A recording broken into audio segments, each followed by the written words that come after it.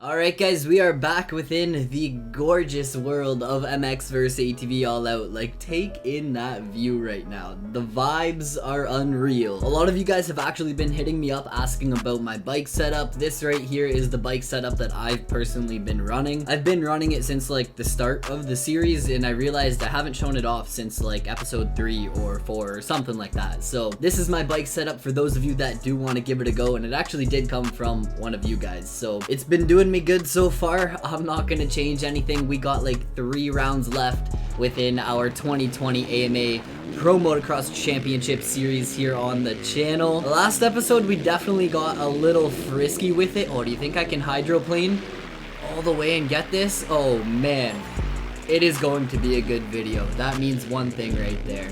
It is about to be a good video. I definitely did not expect to get that first try, and honestly I didn't intend to even make that part of the intro, but hey, sometimes things just happen and you gotta go with the flow. I'm currently 75% of the way through this championship, and the next race we are taking on is of course Ironman Raceway, which is a gnarly old track. 2 motos here at Ironman in today's video. Next week we will take on Spring Creek, and then it will be time to finish it off at Washougal. Sadly, they don't have every single one of the pro national tracks here in the game, but I personally do not think we can complain about the tracks that we do have. So we're gonna load into some Ironman and have some fun in this episode. Let's roll that intro.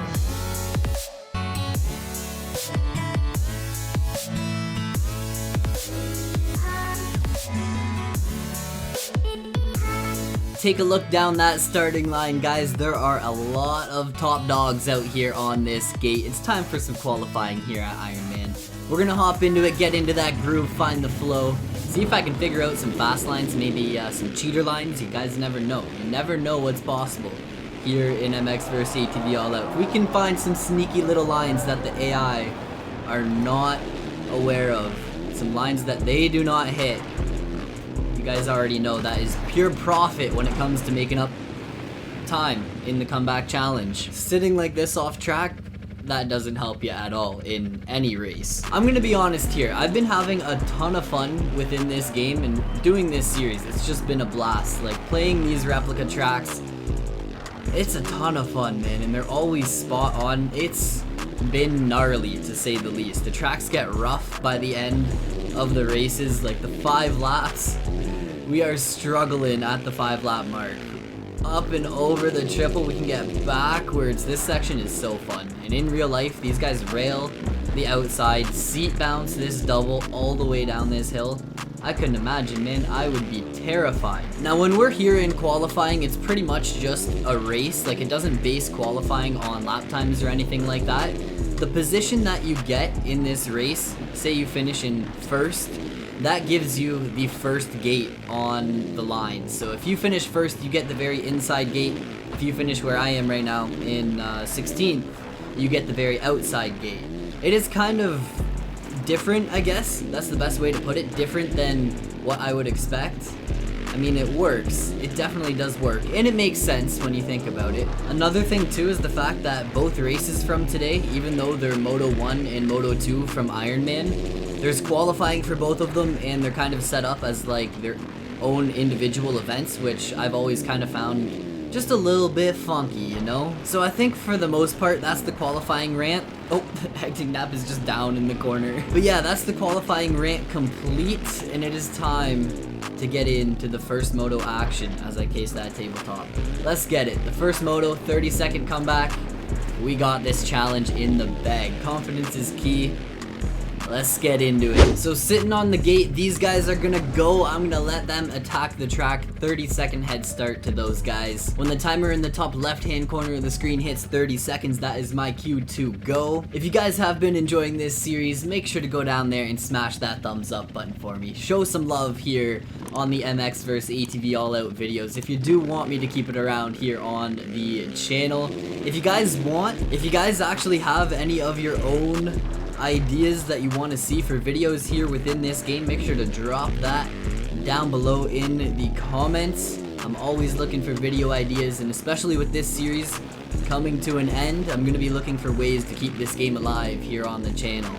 I want to keep All Out here on the channel. I want to keep it around because I've been having so much fun within this game. It has just been a blast. Learning, getting better, getting back into it, like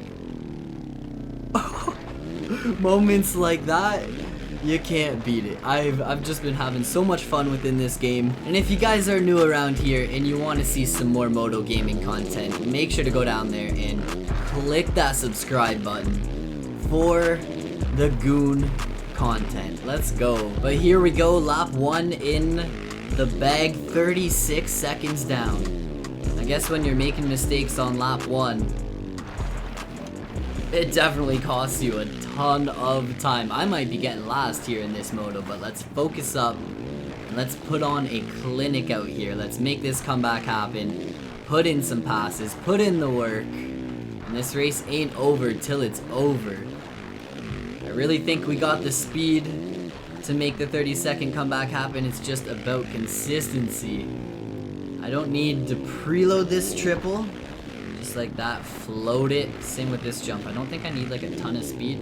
But yeah, if I keep it on track through here, I can probably carry a little more momentum into this corner. Not like last lap. Last lap I was all over the place. I might have bitten off more than I can chew here trying to do this 30-second head start challenge, but that is a-okay. We are gonna give it our best shot. 34 seconds down here on lap 3. I'm gonna try and drift wide around these corner bumps because yeah, that totally messed me up last lap. Still didn't have an amazing flow through there, but it worked. Oh my goodness, I'm just getting squirrely. Ironman eating me alive at this point. This track is tricky, and I think it's just gonna get trickier and trickier as we get towards lap number 5. Hit a funky line through there. Minute 44 is my quickest lap so far. I think my goal is gonna be to beat that. If I can just set my sights on beating that lap time, that's probably gonna be the best way for me to make up time. I'll probably start riding consistently, hopefully. Let's see what we can make happen here. Time is definitely running out, but you never know what can happen on the last 2 laps of this race. Like, sometimes miracles do happen in these games. Drop down through here. This section is absolutely gnarly. You don't need a ton of speed for this jump, and then you can just get on it. Oh, that is a SpongeBob. I got a gnarly kick to the left side of the track there. Oh man, another SpongeBob there. I think I gotta slow things down a little bit. Yeah, I definitely gotta slow things down a little bit. And in the long run, I will be going quicker, so slow things down. That should help me ride a better race. Minute 44 is still the quickest lap. On to lap number 4. And time is definitely ticking. 31 seconds down, that is insane. It's crazy to me, like some tracks, you can make up mad time on the AI and it's super easy to do these head start challenges, and then other tracks, like this, the AI just seem to be on it. They just seem to be on my level, and I can't make up 30 seconds on them. 30 seconds down still at this point. That is crazy. Hug this inside. Ooh, I got a weird pop through there. Get a gnarly preload. Barely stretching out that jump down the hill. Yeah, like this section. If I slow things down through there, it'll probably work out better for me. And get on the gas. This jump is gnarly, like absolutely gnarly, and I cannot time that jump. I just want to say throughout the full episode so far, I've either been casing it or doing that. And look at me, man, when I'm sleeping on the ground like this, there is no way we are making that 30-second head start challenge happen. On to the last lap, 34 seconds down from the leader at this point, which is, that's insane. Like, that is a big old gap. I think it's crazy that I'm actually pretty close to the back of the field. Like, 15th place is actually not that far ahead of me. I think if I didn't make all of the mistakes that I did make, I would not be in last place right now, but I cannot catch a break. I'm just hitting SpongeBob's, overshooting jumps, and ruining my laps left, right, and center. So Ironman definitely gonna be a struggle Moto 1 not going the way I expected it to at all. Definitely not doing an amazing showing for the bike setup either. Like, here I am bouncing all over the track, getting squirrely in every section. Right after, at the start of the video, me showing off the bike setup, saying I've been loving it and it's been doing me good. Here I am, I can't even keep it on the track, dude. We all have these races, they just happen. They do. Sometimes a race just does not go your way. Once you get into a rut and things start going wrong, it is tough to break that streak. It truly is. It's tough to get back focused. 16th place. I was close to 15th, and that gives me a little bit of motivation here for Moto number 2 to make the 30-second charge happen. Even looking at the AI lap times, some of them were really quick, and then others were pretty slow, like 3 seconds slower. I hit a 144, Brett Q hit a 144 as well, the leader Tyler Enkegnap hit a 145, but near the back of the pack there, it falls back to like the 149, 150 range. So I really do think here in Moto 2, I can make this one happen. Focus up, no mistakes, no goon moments. Turn off goonzing for a moment. Focus in and charge. 30 seconds is a lot, but it is definitely doable. So Moto number 1 there was absolutely brutal, but here's the plan for Moto number 2, the attack strategy. I really do think clean, consistent laps are going to be key, especially near the end of the race. The track gets super rough, super quick. By like the second lap, I was hitting braking bumps bigger than my dirt bike. So I'm gonna try and just slow things down a bit, try to slow things down in order to go quicker. And as long as I don't get last, I am about to be cheesing at the end of this moto. I will be happy. So let's see what happens. Lap number 1, we got a smooth track ahead of us. So I think I pretty much go balls to the wall as quick as I can and send it here on lap 1. Try to gain as much time on the AI as I can, hit a good lap, and then focus on hitting maybe some different lines, getting out of the main line. That way I can hit some smooth lines. Well, fingers crossed. I don't know, at the end of that first moto there, I don't know if there were any smooth lines left on this track. As long as I can time this jump good for the whole race, that will be a money maker. Like, I was overshooting that thing, casing it, crashing on it. It was just going all sorts of wrong, so just gotta clean up my act a little bit. Moto 1 was definitely rushed. Oh, that was a send. Definitely rushing things in Moto 1, so slow things down to go quicker. The tortoise and the hare, am I right? I can bank on the AI making mistakes. I know their lap times are pretty dang quick on this track, like pretty close to my lap times, but for the most part, I think if I keep it on 2 wheels the whole time, I will constantly be gaining on them. And if they start making mistakes, which they will, I know the AI aren't perfect, that will be money when it comes to gaining time on these guys.